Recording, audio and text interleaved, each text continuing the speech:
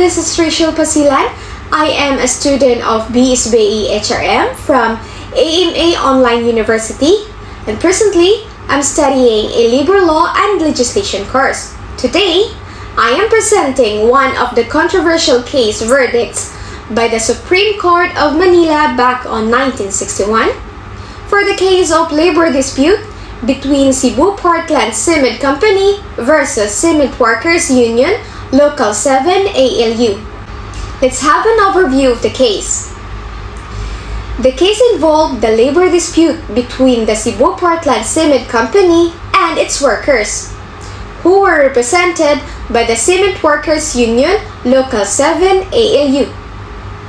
The union had demanded higher wages and better working conditions for its members, but the company refused to meet their demands.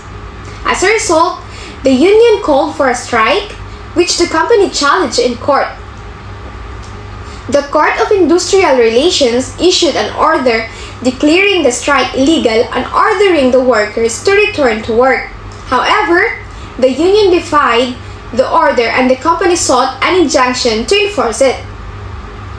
The Supreme Court of Manila eventually ruled in favor of the company and granted the injunction, declaring the strike illegal and ordering the workers to return to work.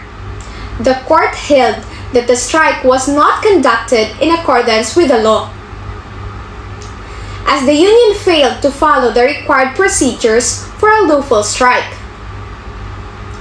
The court further held that the union demands for higher wages and better working conditions were not unreasonable, but that the union failed to negotiate in good faith with the company. The court also criticized the union for resorting to violence and intimidation during the strike, which further undermined the legality of their actions. Evidences and facts of petitioner and respondent. Under Philippine law, labor disputes are regulated by the Labor Code of the Philippines, which provides for the rights of workers and the responsibilities of employers. The law requires that all labor disputes be resolved through the process of collective bargaining, which involves negotiations between the employer and the union representing the workers. In the Cebu Portland Cement Company case, the union had demanded higher wages and better working conditions for its members, which were not unreasonable demands according to the Supreme Court decision. However, the court found that the union did not negotiate in good faith with the company and failed to follow the required procedures for the lawful strike. On the other hand, the company was also obligated to comply with the labor laws and the standards of the Philippines, including providing fair wages and safe working conditions for its employees. The court did not find evidence of any violation of labor laws by the company. Petitioners' counterclaims. The company claimed that the union strike was illegal and violated the rules and procedures for conducting a lawful strike.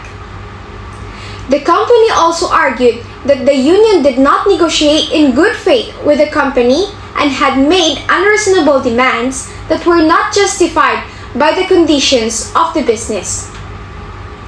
Respondents' counterclaims.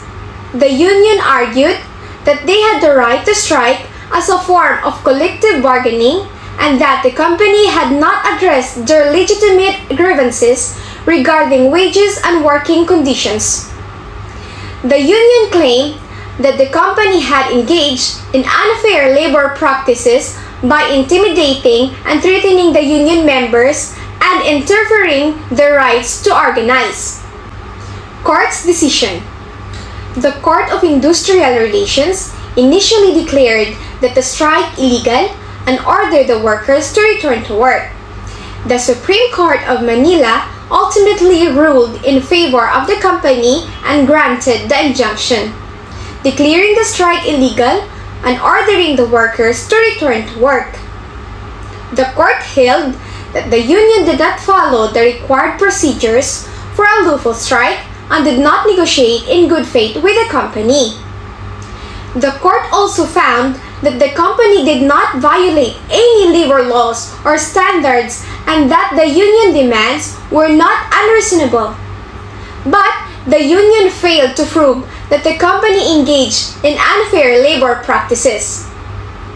Analyzing the decision of different level of court's judgment. In this case, the decision of the different levels of courts were crucial in arriving at a sound judgment. Firstly, the Court of Industrial Relations' initial decision declaring the strike illegal and ordering the workers to return to work provided the basis for the subsequent legal proceedings. The decision was based on an assessment of whether the union had followed the required procedures for a lawful strike, which included giving notice to the employer and the Department of Labor and Employment and participating in conciliation proceedings. Secondly, the Supreme Court of Manila's decision to grant the company's injunction and declare the strike illegal was based on a true examination of the evidences and legal arguments presented by both parties. The courts considered the union's claims of unfair labor practices and the company's arguments regarding the illegality of the strike.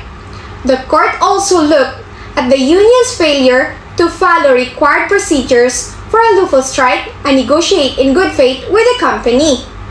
Overall, the decisions of the different levels of courts contributed to the sound judgment of this case by ensuring that the parties' actions were in compliance with the regulatory framework and the business standards in the Philippines. The court's careful examination of the evidences and arguments presented by both parties helped ensure that the final decision was fair and just.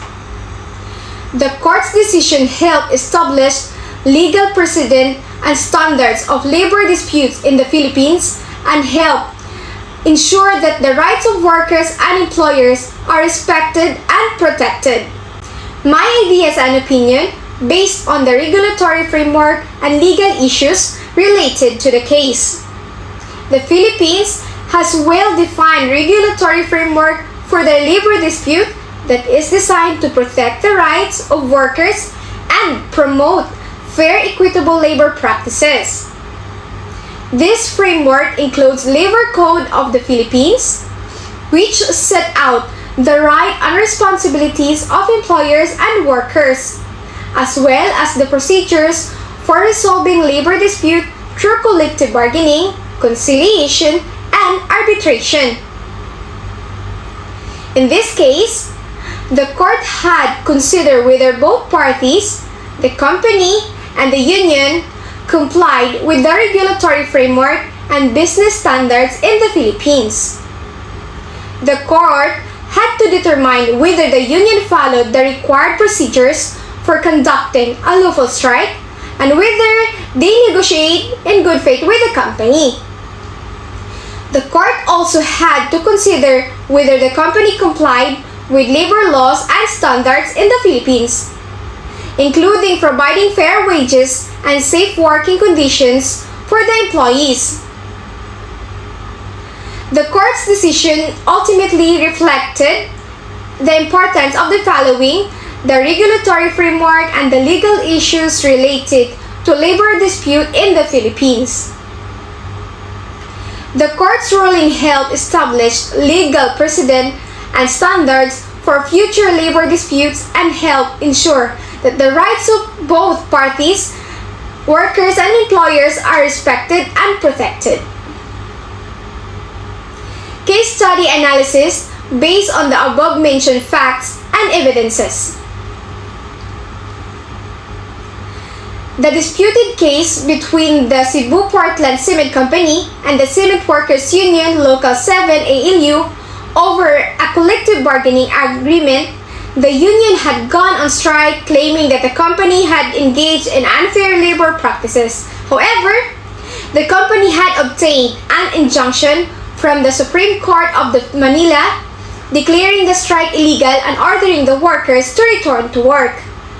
One of the key issues in the case was whether the union had followed the proper procedures for conducting a lawful strike. The court found that the union had failed to give proper notice to the company and the Department of Labor and Employment before going on strike, and also had failed to participate in conciliation proceedings. The court also found that the union had not negotiated in good faith with the company. Another issue in the case was whether the company had engaged in unfair labor practices. The union had alleged that the company had discriminated against union members and had failed to provide fair wages and safe working conditions. However, the court found that the company had not engaged in any unfair labor practices and had complied with the labor laws and standards in the Philippines. Overall, the case underscores the importance of following the regulatory framework and legal issues related to labor disputes in the Philippines. It is crucial that both workers and employers comply with the Labor Code of the Philippines and follow the proper procedures for resolving labor disputes through collective bargaining, conciliation, and arbitration. In conclusion, the Cebu Portland Cement Company versus Cement Workers Union Local 7 ALU case highlights the need for both workers and employers to adhere to labor laws and regulations in the Philippines. By doing so, we can ensure that the disputes are resolved in a fair and just manner, and that the rights of workers and employers are protected. Thank you for watching. Stay healthy and blessed. Take care and goodbye.